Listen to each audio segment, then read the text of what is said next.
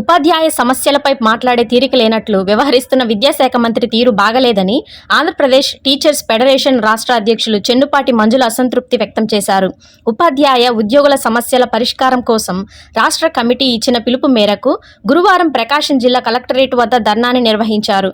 ఈ సందర్భంగా మంజుల మాట్లాడుతూ డీఈఓ, ఎంఈఓల అధికారాలని తమ గుప్పెట్లో పెట్టుకున్న రాష్ట్ర విద్యాశాఖ అధికారులను కట్టడి చేయడంలో మంత్రి లోకేష్ వైఫల్యం చెందారని విమర్శించారు. గత ప్రభుత్వం కంటే కూటమి ప్రభుత్వంలో సమస్యలు ఎక్కువయ్యాయని చెప్పారు.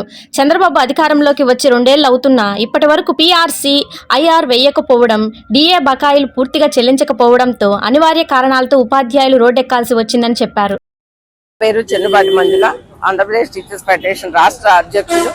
ఈ రోజున రాష్ట్రంలో ఉన్న అన్ని పాత తాలూకా కేంద్రాల్లో ఆంధ్రప్రదేశ్ టీచర్స్ ఫెడరేషన్ ఉద్యమానికి పిలుపిచ్చింది. మొత్తంగా 44 సమస్యలు ఇక్కడ పేరుకుపోయి ఉన్నాయి. అది విద్యా శాఖలో కావచ్చు లేదా ఆర్థిక పరంగా కావచ్చు. ఈ సమస్యల పరిష్కారం కోసం ఈరోజు ఉపాధ్యాయులు రోడ్డు మీదకి వచ్చిన పరిస్థితి ఉంది. ఆర్థిక సమస్యలను కానీ తీసుకున్నట్లయితే పిఆర్సీ, ఐఆర్, డిఏ అరియర్స్, అదేవిధంగా 11వ పిఆర్సీ బకాయిలు గుట్టలు గుట్టలుగా పేరుకుపోయి ఉన్నాయి. 30,000 కోట్లు బకాయిలుంటే కేవలం 7,000 కోట్లు ప్రభుత్వం ఏదో పండగ కానుకగా ప్రకటించేసి మిగతా వాటి సంగతి అయితే మాట్లాడిన పరిస్థితి ఉంది. మరి ఇలాంటి సమస్యలు ఉన్నాయి. తర్వాత మెమో 57ని రద్దు చేస్తామని ప్రభుత్వం మాట ఇచ్చారు. దానికి సంబంధించిన కార్యాచరణ కూడా తీసుకోవాల్సిన అవసరం ఉంది.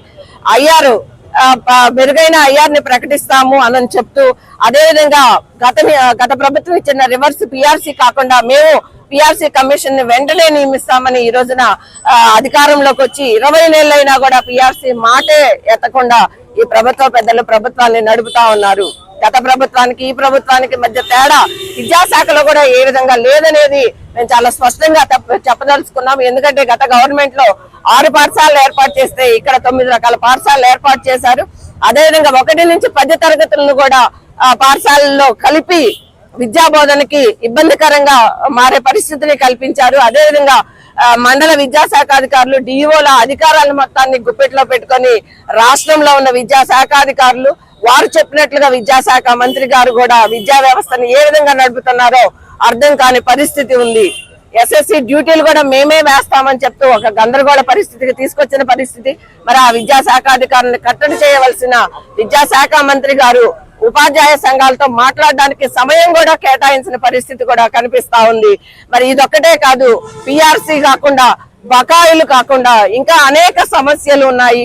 అదేవిధంగా ఎంటీఎస్ అనే ఒక కొత్త విధానాన్ని 2008 1998 డిఎస్సీ ద్వారా తీసుకొచ్చి వాళ్ళకి 62 సంవత్సరాల సర్వీస్ ని నిబంధన పెట్టాలి.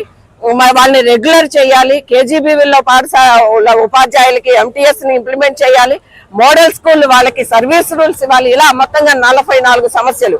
గత ప్రభుత్వంలో 30 సమస్యలతో ఉద్యమం చేస్తే ఈ రోజున 44 సమస్యలతో, అంటే సమస్యలు పెరుగుతా పోతా ఉన్నాయి కాబట్టి, కానీ ప్రభుత్వాలు మారిన వెంటనే సమస్యల పరిష్కారం అయితే అవ్వడం లేదు.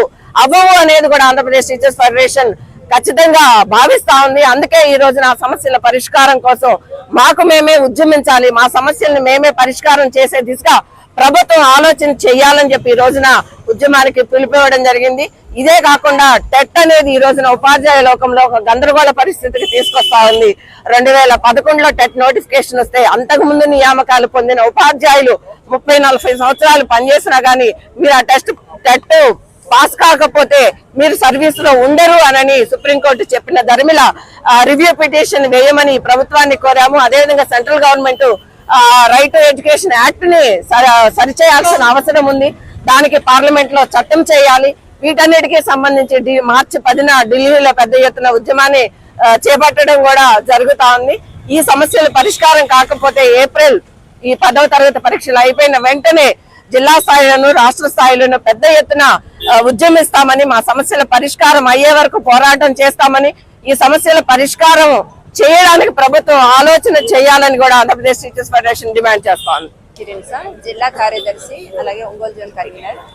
ఈరోజు ఏపీటీఎఫ్ రాష్ట్ర సంఘం పిలుపు మేరకు 44 సమస్యల మీద పోరాడడానికి ఇక్కడ ఒంగోలు జోన్ పరిధిలో ఉన్నటువంటి ప్రకాశం జిల్లా ప్రకాశం భవనం వద్ద ఈరోజు ధర్నా కార్యక్రమం నిర్వహిస్తున్నాము. గత ప్రభుత్వంలో కూడా మేము అనేక పోరాటాలు సాగించాము. కానీ గత ప్రభుత్వం నిరంకుశ పాలన వల్ల చాలా ఇబ్బందులు పడ్డారు ఉపాధ్యాయులు. ఇప్పుడు కొత్త ప్రభుత్వం వచ్చింది, వారు కూడా కొత్తగా ఆలోచిస్తారు, ఉపాధ్యాయులకు ఏదైనా మేలు చేస్తారని ఆలోచనతో ఇప్పుడు దాకా వెయిట్ చేస్తూ ఉన్నాం. కానీ కొత్త ప్రభుత్వం వచ్చినప్పటికీ కూడా వాళ్ళ ఆలోచన విధానంలో ఎటువంటి మార్పు లేదు. ఉపాధ్యాయులకు ఎటువంటి మేలు చేయకపోగా అనేక రకాల కొత్త సమస్యలను సృష్టించడం జరిగింది. సో ఈ సమస్యల మీద పోరాడడానికి ఈ రోజు దాదాపు 12 మండలాల నుంచి వచ్చినటువంటి కార్యకర్తలందరూ కూడా ఇక్కడ సమీకరణ జరగడం జరిగింది. మెయిన్ గా 44 సమస్యలతో ఈ రోజు ప్రభుత్వం దృష్టికి తీసుకెళ్లే ప్రయత్నం చేస్తాం. అందులో ముఖ్యంగా ఆర్థిక పరమైన సమస్యలు.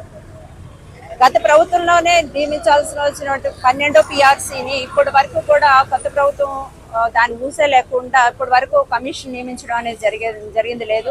అలాగే 4 డిఏలు బకాయిలు ఉన్నాయి. 4 డిఏలు బకాయిలనే వాటిని కూడా ఇప్పటి దాకా ప్రకటించలేదు. సో ఇది ఆర్థిక పరమైన సమస్యలనే ఓన్లీ ఉపాధ్యాయులకే కాకుండా ఉద్యోగులకు అందరికీ సంబంధించింది కాబట్టి వెంటనే ప్రభుత్వము దీని మీద ఒక నిర్ణయం తీసుకొని వెంటనే 12వ పిఆర్సీ కమిషన్ నియమించాల్సిందిగా ఏపీటీఎఫ్ పక్షాన ప్రభుత్వాన్ని డిమాండ్ చేస్తున్నాము. ఇవే కాకుండా కొన్ని విద్యారంగ సమస్యలు కూడా ఉన్నాయి. మెయిన్ గా అందులో చెప్పుకోవాలంటే ఉపాధ్యాయుల మీద ఈ యాప్ల భారం అనేది విపరీతంగా పెరిగిపోతుంది. దానివల్ల ఏంటంటే ఉపాధ్యాయులు బోధనా సమయాన్ని పరిమితం అయిపోతుంది. వాళ్ళకి ఎక్కువ టైం విద్యార్థులకు బోధన చేయలేకపోతున్నారు. అందువల్ల ఈ యాప్ల భారాన్ని తగ్గించాలని ప్రభుత్వాన్ని డిమాండ్ చేస్తున్నాము. అదే విధంగా సిపిఎస్ ని వెంటనే రద్దు చేయాలి, ఓపీఎస్ ని అమలు చేయాలని కూడా ప్రభుత్వాన్ని డిమాండ్ చేస్తూ ఉన్నాము.